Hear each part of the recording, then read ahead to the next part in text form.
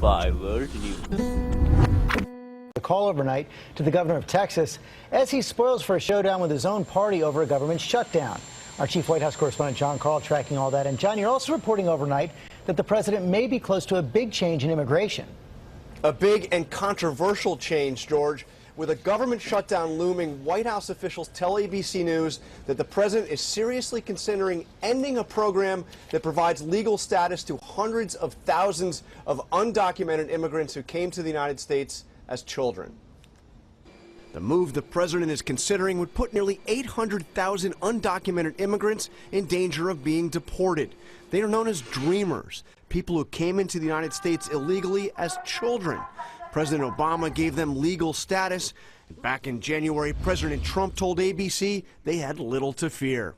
They shouldn't be very worried. They are here illegally. They shouldn't be very worried. I do have a big heart. But now several conservative states, led by Texas, are threatening to sue to end the program. And White House officials say the president is seriously considering giving in rather than defending the program in court. The move comes as President Trump is threatening a government shutdown unless Congress provides funds to pay for his wall on the Mexican border. During the campaign, of course, Trump promised that Mexico would pay for the wall. Border, and I will have Mexico pay for that wall. Who's going to pay for the wall?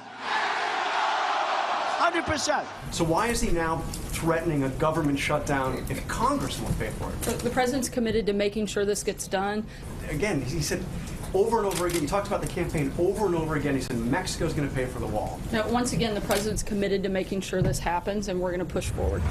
SNL's Weekend Update ridiculed the president's new hard line on Congress paying for the wall. What do we want? The wall! Who's going to pay for it? Mexico! That's right, you are the American taxpayer. The president appears to be gearing up for a fight with the Republican leaders. On Thursday, he blasted Senate leader Mitch McConnell over the Senate's failure to repeal Obamacare, tweeting, "He failed.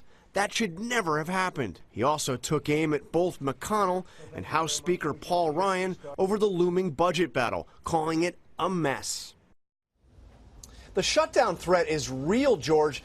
Republicans on Capitol Hill acknowledge that it is virtually impossible to get the votes to pay for the wall in the upcoming budget negotiations. That means either the president backs down or there is a shutdown. And White House officials insist he has no intention of backing down. Yeah, and John, we're seeing a sustained campaign by the president against leaders of his own party. The Wall Street Journal says today it looks as if he's filing for divorce from congressional Republicans. But it doesn't seem to be making any sense because he needs them more than ever now. It's almost as if he's trying to lay blame because he's worried something's not going to get done.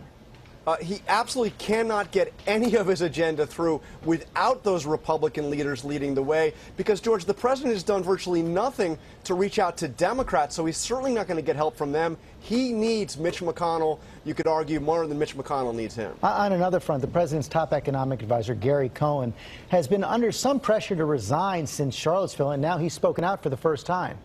Yeah, this is an extraordinary interview with the Financial Times. I want to read you two excerpts from it, George. He says, "This administration can and must do better in consistently and unequivocally condemning these groups, these hate groups, and do everything we can to heal the divisions that exist in our communities." He is taking issue with the president's response to Charlottesville. And then on the issue of whether or not he would resign, he says this, "I have come under enormous pressure both to resign and to remain in my current position.